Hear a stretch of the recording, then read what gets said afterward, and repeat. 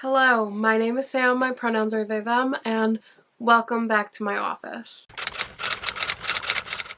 So, with the Halloween season upon us, there is an endless supply of amazing horror recommendations to be had, but everything's very nuanced, and I feel like I'm seeing a lot of, maybe this is just me, but I'm seeing a lot of like hardcore, like gory, like horror. And you know what? That's just not me. So for those of us looking for something kind of scary but classic and minus the gore, Gothic stories are the perfect way to go. And when I bring up a Gothic story, I am not just talking about like those Gothic stories that are covered in dust just sitting on your shelf waiting for you to return to them, and you're never going to. But I'm talking about like a whole new sect of modern Gothic novels that are really punching the scene right now. So in some ways I feel that there is kind of a Gothic revival going around right now, and that may have a lot to do with either the circles that I'm just running in, the kind of books that I really enjoy, my favorite authors, but it also might have something to do with the world that we're living in now, and we're kind of feeling those more Gothic vibes, a lot of the themes that kind of ran with Gothic literature, and honestly some of the angstiness that really showed with Gothic literature. So I am certainly not an expert on historical patterns in literature, but you know, I feel like there is something to be said about a little bit of a modern Gothic revival. So whatever the reasons that Gothic literature may be flooding my life right now, here are some Gothic classics that are still worth the read, and some correlating contemporary options for those of us unwilling to trudge through 18th century English. So let's get on with the show. I'm going to start off with the classics, and I'm going to leave like a timestamp down below for you to kind of skip over the classics if you're not someone who's super interested in that kind of literature. No shame on you whatsoever. This is a completely safe and accessible like literature space, and I totally understand why you may not want to lean towards some of those old school Gothic novels. So if you want to skip over that, I will in the description leave the time when the contemporary recommendations start. But most of these classic Gothic novels have been like thrown at you by your English teachers for years, and you may just subconsciously like push them to the side, correlate them with school, correlate them with a bad English teacher, whatever. And while I may hold on to that English teacher vibe personally, I'm going to try and go rapid fire through these for everyone's sake, because I am not like a hardcore classics pusher. I just kind of want to toss out some stories that I think are still worth the read. So here are a few of the classic Gothic stories I would still recommend. We have my time-worn classic favorite, Frankenstein by Mary Shelley. I read this at least 3 times by now. I read it first in college for a class, and then I just started reading it like every year by myself because I loved it so much. It is an all-time favorite classic novel for me. Mary Shelley's story about a mad scientist and his monster speaks beautifully about humanity and the question of when lines are crossed. This is one to read and reread for the rest of your days. Its pages hand over a new secret with each pass. I absolutely think this is worth it in every single capacity. I will continue to read this for the rest of my life, and I think that it's like my perfect classic. Next, we have my very cheap copy of Dracula by Bram Stoker. So I think that this one, more than anything, is interesting to read because of its queer-coded like energy to it. It's just a classic vampire story. I mean, you can't get any more classic than this at this point. And I think that it's a good basic to start off with. Do I think that Bram Stoker's writing is a little hard to get through at times? Yes. Do I think that the story overall really is a more slow pace? Yes. But I think that if you can get through this, the story itself is really worth the read. And it's worth kind of an origin, like, starting point for vampire stories, because it's something that you can always refer back to in anything vampire that you read. Next is The Picture of Dorian Gray by Oscar Wilde. Now, this is a hit or miss for me personally. Oscar Wilde is a fantastic writer with a beautiful art form, but Dorian Gray was the most infuriating main character I have ever read. This story is really like one that revolves around the idea of the qualities of humanity are being questioned and what beauty can truly hide in society. Give this one a chance. Just give it a chance. Some will DNF, some will keep going with it. Whether you can stand reading about Dorian Gray for 270 pages or not, I think the style of this is what's worth your time. Okay, so next we have one that I have just recently read, like within the past 3 days. And it is The Yellow Wallpaper by Charlotte Perkins. So I ended up reading her short story collection, but specifically I'm talking about The Yellow Wallpaper, which is a very classic Gothic short story. I believe she published it around the time of World War I in her own, like, literary magazine. The Yellow Wallpaper is a classic feminist short story about isolation. It has amazing writing and compelling rhetoric about societal expectations and specifically medical disregard. I recommend her entire short story collection as a whole, but if you really just want to get started with her, I think that The Yellow Wallpaper is so far her most compelling story out of all of them. Next, we have the one, the only, The Castle of Otranto by Horace Walpole. This is really like a big one towards the start of the Gothic like genre as a whole. It is so important to the genre as a whole. Do I think it's hard to get through? Yes. So I did read this in one of my English classes in college, but I really enjoyed it for the drama. Oh my god, the drama. The entertainment of it all was just fantastic. So this is a dramatically haunting Gothic tale filled with violence, force, and spiritual intervention. And I'm just kind of going to quote Horace Walpole on this. He wrote this in his second edition of his novels as like a preface for them, because I don't think there's a better way to explain it.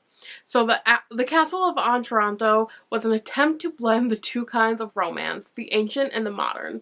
In the former, all was imagination and improbability. In the latter, nature is always intended to be, and sometimes has been, copied with success. So this story as a whole is literally just romantic drama. Like, it is drama. It is arranged marriages. It is, like, attempted sexual assault. It is ghosts, like, bumping their way in and just being like, hey, we're not doing this. It is, like, running away. It is chaos. It is absolute, like, haunted house chaos, and I love it. I love it. I don't even know why we really consider this a classic, because, like, sometimes I'm sitting there and I'm like, am I watching old-timey, like, reality TV? Just fantastic. Next, we have another short one. It is The Fall of the House of Usher by Edgar Allan Poe. So, Edgar Allan Poe, obviously a hardcore classic for the Gothic. I'm specifically choosing The Fall of the House of Usher because I'm seeing an uptick in modern authors, like, using this as a basis for their stories and doing, like, sometimes doing retellings, but sometimes just kind of taking this as an idea and running with it. And I think that's what makes this interesting, is the modern, like, practical use of having this short story in your belt. So a decaying house is such a classic scene for a Gothic story.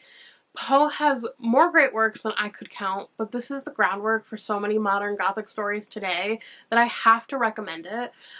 It's a story about decay, death, and dedication. The Fall of the House of Usher is a classic short story and one that you should not miss. I think that you should go through a lot of Poe's backlog, but I think that The Fall of the House of Usher is an accessible and compelling short story to start with if you're looking for somewhere manageable to start. Okay, and my final classic is actually The Haunting of Hill House by Shirley Jackson. So The Haunting of Hill House was one of my all-time favorite TV shows back in, oh my god, maybe like 2018, 2019, somewhere around there. I used to watch it when I was third shift front desk at the hotel, and it was so scary and I loved it so much, and then I realized that it was a book. So of course I had to read it because you can only rewatch The Haunting of Hill House so many times in a row. So this story is nothing like the Netflix TV show, but it is an amazingly haunting story about 4 people investigating a haunting in this house for a summer. It is more of a psychological thriller than a plain old horror haunting, and the character dynamics at their core make this story as compelling as it is. It's totally worth the read. I think it's really interesting. Let's make our way over to our contemporary Gothics. And all of these books that I recommend. So there are so many. So we have Our Lives Under the Sea by Julia Armfield. I recently read this maybe 2 months ago, and it is a sapphic underwater Gothic horror. And it's told by dual perspectives in different timelines. So we have our main character who went under the sea in a submarine, and she got stuck there for 6 months. So periodically we are getting her perspective from inside the submarine over that time period as her and her crewmates kind of descend into madness at the bottom of the sea. And then we have her partner in present day dealing with the fact that her partner that she thought was dead at the bottom of the ocean magically reappears, and she's not the same. And not just in like a PTSD trauma way, in like a physical way. So good. So good. The narrative structure of that is really what made the story interesting and compelling, and I loved every second of it. So next I have What Moves the Dead by T. Kingfisher. Now this is like a retelling of The Fall of the House of Usher. It's super short, super nice, and it's a really interesting and compelling mushroom horror, and I love mushroom horror. I love mushroom horror. And this plays with pronouns and gender identity in a really interesting way too. So that's really, really fun. So this stars Alex Eaton, who is a retired soldier who learns that their childhood friend, Madeline, is dying. So they race over to the countryside to go try and see her before she dies. And they are in this super rural like area, super remote. And when they get there, things are definitely wrong. Is it a haunting or is it mushrooms? The answer is it's mushrooms. And that's not a spoiler. I mean, look at this. Mushrooms. But super interesting, super compelling. If you have not picked up a mushroom horror book yet, pick up a mushroom horror. Pick up a mushroom horror. I know that like The Last of Us or whatever you want to call it, like that's a mushroom horror on TV. This is the way to go with mushroom horror. I love it.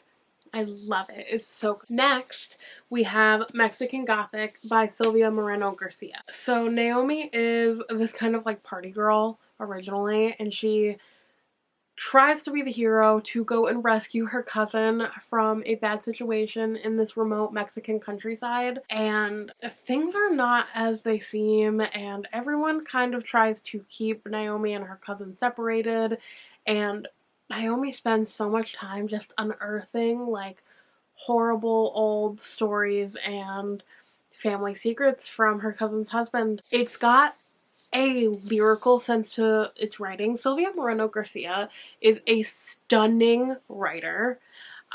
This was my first book that I can remember that was set in Mexico. And it just opened up a whole world to me of Latina horror and Latina stories that aren't like horrible old Western types, but are actually like really interesting and compelling. So this is everything. Next we have A House with Good Bones by T. Kingfisher. Now this, I'm considering this a Gothic. I'm considering T. Kingfisher like a Gothic writer for the most part. I mean, I know that there's fantasy, but I, for the most part, have only read horror by them. So this is described as a haunting Southern Gothic. So this is about Sam, who is an archaeologist, like specifically for bugs, and she is supposed to go off to a dig site. It gets postponed because they find human remains. So she ends up going to stay with her mother after her brother called her and was like, "Mom doesn't seem right. Will you go and check on her?" So she goes to stay with her while she is waiting for the dig site to be reopened. And her mother, definitely not right. Definitely not right. She is kind of talking to herself and going a little bit crazy for the most part, and is redoing her entire house to match what her mother originally had the house like. And soon Sam is like, "What is going on?" And they realize that Sam's grandmother is haunting the house. And oh boy, do things unfold from there. This was so good. And it wasn't even that long. It's not that thick of a book. I feel like T. Kingfisher does such an amazing job at writing short stories that really creep me the hell out. And the creatures in this creep me the hell out. Cried. I was so afraid. So good. So next we have A Dowry of Blood by S. Gibson. So this is a queer polyamorous vampire story. So we have our main love interest who is telling the story of her love with her husband. So she was turned into a vampire by her husband, and they were living happily married as husband and wife until he decided that he wanted another. And he brought another woman in, and then he decided that he wanted another, and he brought a different man in. So they were all in this polyamorous group kind of marriage thing, all as vampires, but he was really awful and abusive. So we see an abusive relationship through the eyes of like this Gothic vampiric lens, and ultimately like the uprising of his partners and the love story of his partners, because they all developed beautiful relationships with each other. Not much happens in this book. Like, this isn't really a book of like action, like things happening. Like, this is more of a character book, and I want to put that out there now because I feel like that could definitely be like a problem for some readers. But for people who enjoy like really character driven stories, like this is a great Gothic option for you. And I super recommend it. And this is one of the reasons why I think that you should read Dracula, is because Dracula is such a good starting point to then move on to things like A Dowry of Blood by S.T. Gibson. So then we have the only book on this list that I actually haven't read yet, but I feel so very confident in it, because the only reason I haven't read it is because I haven't been able to get my hands on it, because I don't really order from Amazon very often anymore, because Amazon is a scam. I live in rural Maine, and like if I drive 15 minutes down the road, you can have 2-day shipping, because then you're like 15 minutes outside of a major like metropolitan area for the most part. Not a very good one, but one nonetheless. But because I live a half an hour outside of that major metropolitan area, it takes 5 days for anything to get to my house. 5 days. Oh, Amazon and I. Ethically we have problems, but also like functionally we have problems. So I don't order them from them very often anymore. And my local indie bookstore does not order from like independently published authors. So I haven't been able to get my hands on this, but I will eventually. I will get it. And it is Unwieldy Creatures by Addie Tsai. And this is a Frankenstein retelling in a South Asian lens. It is supposed to be so good. I've heard so many good things about it, and I believe that our author is non-binary. I originally heard about this from the MB Book Club, hosted by, it was originally Books and Bowties, but I know that they have changed up their username, so I don't really remember, and I don't really know if they're doing their book club anymore. I know that this year has been weird for them, but that's where I originally heard of it, and I'm still looking forward to it, even though it's been like 6 months. Next, we have A Study in Drowning by Ava Reid. Now, I have a love-hate relationship with Ava Reid where I desperately want to love her, and I never love her stories. So, A Study in Drowning was the third book of hers that I have ever read, and it was finally for me. It was finally my book. So, it's about this architecture student who gets approved to go and work on a project out in the rural, like, I believe, area of England? I believe it was England. On the cliff sides, and an English student is also going to investigate a dead author's life. A very classic dead author's life. Secretly, she is absolutely obsessed with this author. She loves him, and the only reason that she is not an English student is because women are not allowed in the English college. Well, this author wrote a lot about the Fae and the Fae King and all of that. And oh boy, do some things become uncovered while these two characters are out in the countryside investigating his life. This was finally the one for me. I thought it was great. I really enjoyed it. I gave it 4 stars. If you are looking for a really interesting kind of dark academia, gothic, fairy-focused story, I would really choose A Study in Drowning by Ava Reid. It was a really fantastic YA.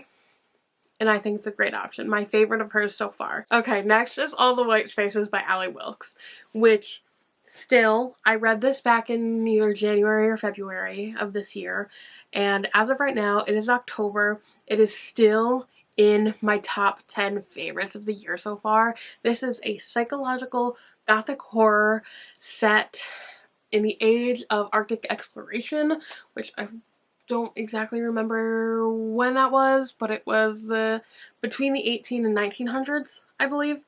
And this focuses on a trans man, Jonathan, I believe his name was, and he obviously in that time period was not accepted as a trans man, so he ran away from his parents after his 2 brothers died in, I believe, World War I? I believe. Don't quote me on this timeline, like it has literally been 8 months. But he decides to go and volunteer to be on an Arctic exploration vessel, and he gets onto the ship and they start making their way down to the Arctic Circle to explore, and once they get down there, they're behind schedule and things do not go well. This was the scariest book I've read so far this year, and I read How to Sell a Haunted House by Grady Hendrix. There we go. That one was scary, but All the White Spaces by Wilkes, so much scarier. I feel like I've recommended this book at least in 4 or 5 videos alone this year.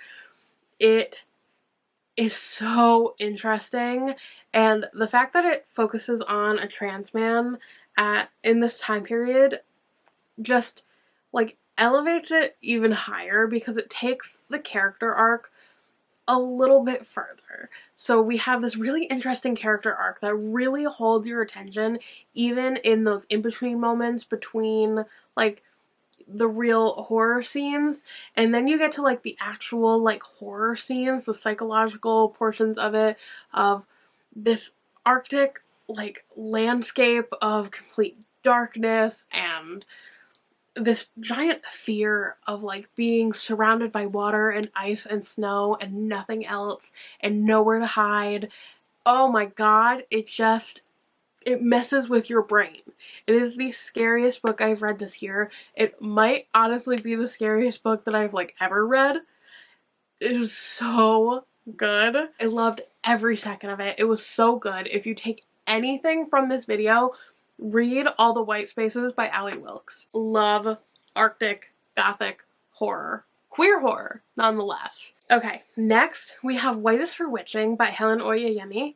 So I read this last year for Summerween, and I loved it. This is the kind of book that you want to reread, that you will pick something different up every time you reread it, and I love those stories. I think that those are the most interesting stories out there, honestly. So this gives like hardcore Edgar Allan Poe vibes. So I'm going to read the synopsis for this one because I don't really know how to fully describe it in terms of like a coherent way. Like the way that I would describe it is like haunted house, kind of a generational haunting kind of vibe, and just like messed up, which none of that is helpful for you. I mean, it's helpful for you for vibes, but it's not helpful for you to actually understand what this is about. So in a vast mysterious house on the cliffs near Dover, the Silver family is reeling from the hole punched into its heart. Lily is gone, and her twins Miranda and Elliot and her husband, the gentle Luck, mourn her absence with unspoken intensity.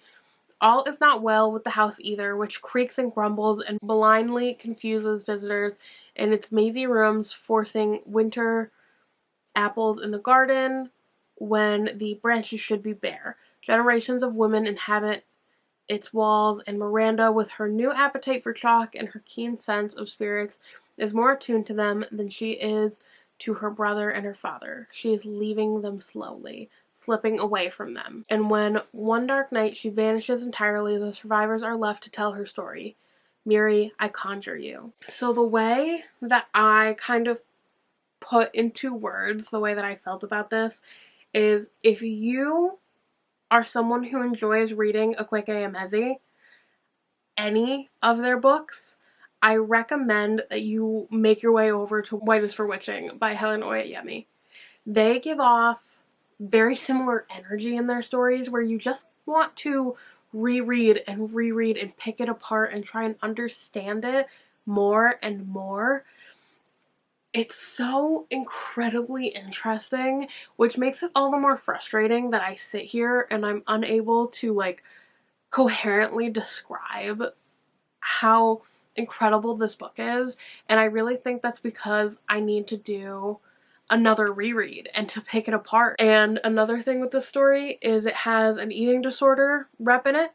It has pica in it, which I didn't know that what pica was.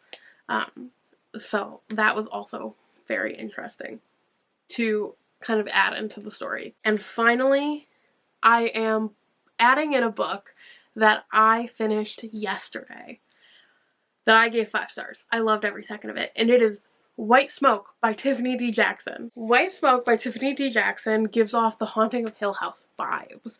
It is about I believe she's 16, a 16-year-old black girl who is moved across the country by her mother and her stepfather with her brother and her stepsister after she got into some bad situations at school in California that had to cause her to go into a medical facility, and now she is recovering. And this all kind of started with some severe trauma due to bed bugs.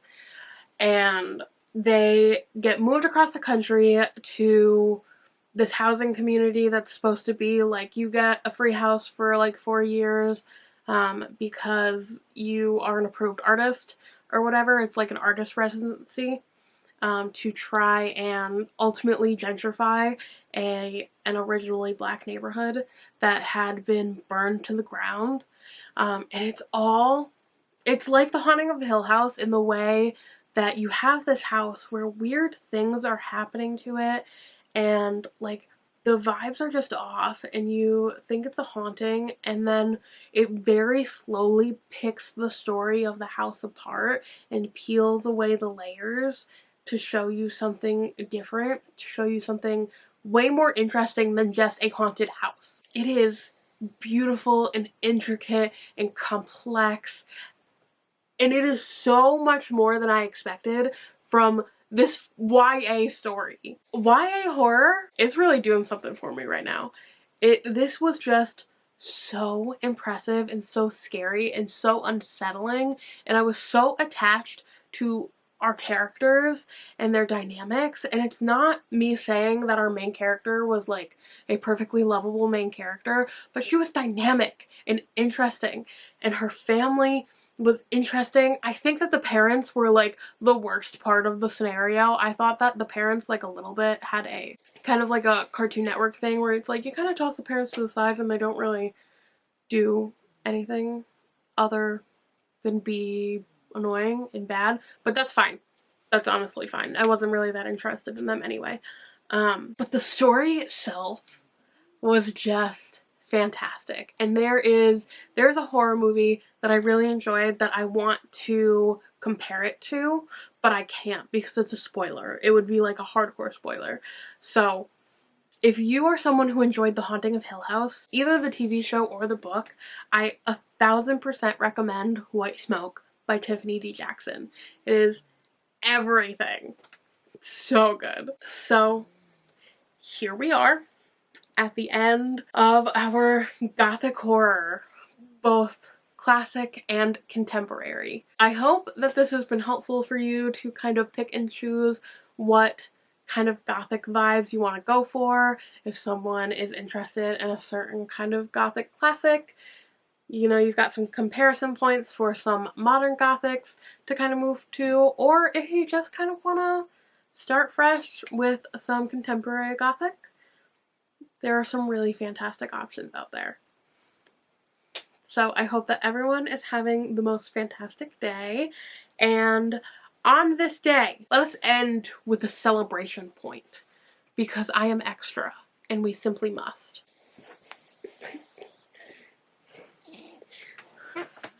Here we have the celebration point. This is Sadie, and today is her 14th birthday. I woke her up from a nap because she has to go have dinner too. She's like, "Why did you wake me?"